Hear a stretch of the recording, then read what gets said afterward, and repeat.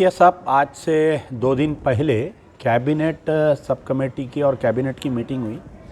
उसके अंदर यह तय किया गया है कि मौजूदा उस्मानिया हॉस्पिटल की जो क़दीम बिल्डिंग है उसको पूरा डेमोलिश करके एक नई बिल्डिंग तामीर किए जाने की।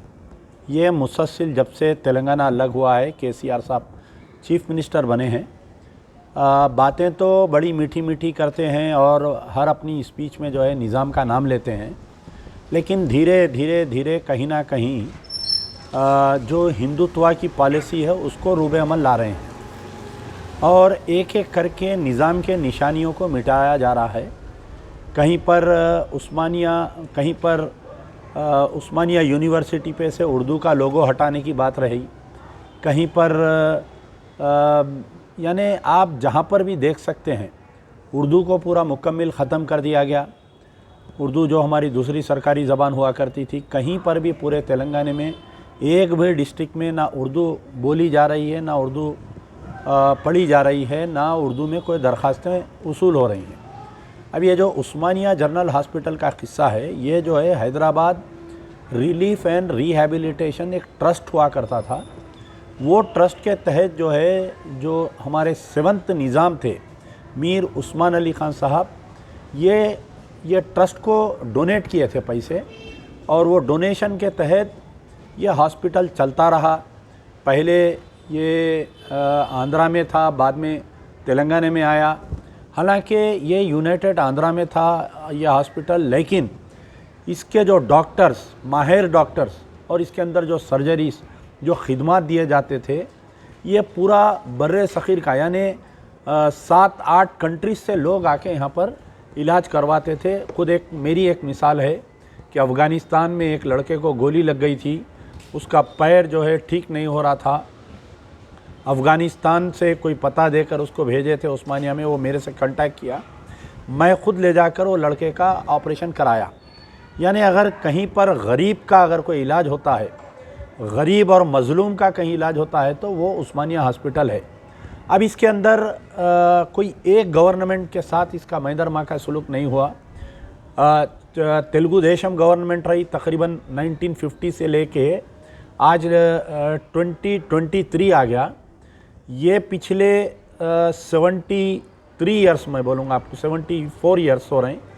ये 74 ईयर्स में मेजॉरिटी जो है कांग्रेस की गवर्नमेंट रही, तो कभी भी कांग्रेस उसको फंड्स नहीं दी। बराएनम चिन्ना रेड्डी साहब जब चीफ मिनिस्टर थे, जब एक नया खुली कुतुब शाह ब्लॉक बनाया गया था जो हार्ट पेशेंट्स के लिए रखा गया था वो, और यानी मेंटेनेंस के जो पैसे हुआ करते थे सालाना, वो मेंटेनेंस के भी पैसे नहीं देते थे। अब यहाँ पर जब ये हेरिटेज बिल्डिंग है, इसको तोड़ने की बात की गई, तो मैं कुछ जो हेरिटेज के लोग हैं उनसे हम बात किए, तो वो लोग बोल रहे थे कि भाई मौजूदा बिल्डिंग जो है पूरी इंटैक्ट है और बेहतरीन है, और उसमें उस्मानिया हॉस्पिटल में आगे और पीछे ज़मीन है, तकरीबन 12 एकड़ खाली ज़मीन है। चीफ मिनिस्टर साहब, यकीनन अगर आप दवाखाने को नया बनाना चाह रहे हैं, सुपर स्पेशलिटी हॉस्पिटल, तो पीछे का एरिया जो नर्सिंग कॉलेज है, उसके पीछे जो क्वार्टर्स है, पीडब्ल्यूडी के जो क्वार्टर्स है, जैसा आप अपनी चीफ मिनिस्टर की नई ऑफिस बनाने के लिए बाजू से जो आईएएस ऑफिसर्स कॉलोनी पूरी ले लिए, लेके आप अपनी कैंप ऑफिस को एक्सटेंड किए, वैसा हमारे इस उस्मानिया हॉस्पिटल की जो पुरानी इमारत है, आसार क़दीमा जो है, उसको इंटैक्ट रखते हुए आप जो है पीछे उसमें बना सकते थे। हालिया में जो हाई कोर्ट में एफिडेविट दाखिल की गई, ये महसूस हो रहा है कि मन बन गया है कि अब पूरा उस्मानिया हॉस्पिटल की इमारत को मुनज़्ज़म किया जाएगा और एक नई इमारत बनाई जाएंगी। और एक चीज़ इसमें यह है कि अब जो मौजूदा बिल्डिंग है उसमें सिर्फ प्रॉब्लम क्या है, जो पानी ऊपर पड़ रहा है, जो परनाले है, उसमें जो है पूरे झाड़ियाँ उठने की वजह से ये परनाले बंद हो गए, जिसकी तरफ से वो छत में से पानी आ रहा। अगर पुराने कोई अच्छा काम करने वाले हैं, अगर कोई इसके अंदर पुराने गच्ची का काम करने वाले हैं, उनको लाके अगर छत का मरम्मत करवाए, जैसा गोलकुंडा फोर्ट को जैसा उसको रिव्यू कर रही, चार मीनार का काम जैसा आर्कियोलॉजिकल सर्वे ऑफ इंडिया वाले कर रही और हमारे आगा खान ट्रस्ट वाले कर रही, तो क्यों ना आप जो है, अगर आपके पास पैसे नहीं है तो तो आप आगा खान ट्रस्ट वालों को बोलिए, उनके पास एक्सपर्ट्स है, वो लोग आके उस्मानिया हॉस्पिटल को देखते। या ईरान से भी कुछ लोग आ रहे हैं यहाँ पर आके, पुरानी जैसा हाई कोर्ट को रेस्टोरेशन करे वैसा उस्मानिया हॉस्पिटल को भी रेस्टोर कर सकते, नई तामीर भी कर सकते। जो पीछे 6 एकड़ की जो ज़मीन खाली पड़ी हुई है, आप मार्चरी का एरिया ले लीजिए, आप उसके पीछे नर्सिंग स्टाफ ले लीजिए, उसके पीछे आप जो पुरानी खदीम हॉस्पिटल के पीछे जो कचरा कुंडी है, कुछ एरिया बेगम बाज़ार का लगता है उसमें, उस्मानिया हॉस्पिटल का जो ग्रेवयार्ड है वहाँ पर का, उसको ले लीजिए आप।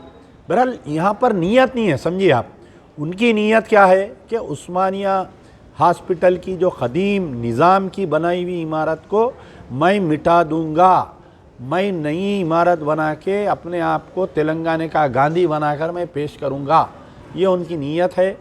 तो हमारा मुतालिबा है कि जो परनाले बंद हो गए हैं, जो पानी लीकेज हो रहा है और जो नीचे से जो पानी जा रहा है वो पूरा ड्रेनेज सिस्टम बंद कर दिया गया है, उसको चालू करके उसको प्रिजर्व करिए, स्टेट लाइब्रेरी बनाइए, तेलंगाना के कल्चर की एक लाइब्रेरी। अगर उसको आप दवाखाने के लिए इस्तेमाल नहीं करना चाह रही, वो बिल्डिंग को एक म्यूज़ियम बनाइए, तेलंगाना म्यूज़ियम नाम रखिए उसका। पूरे तेलंगाना में जितने लोग 1960 से लेके अभी तक जो लोग एहतजाज किए तेलंगाना के मामले में, उनका म्यूज़ियम बनाइए, लाइए, रखिए उसको।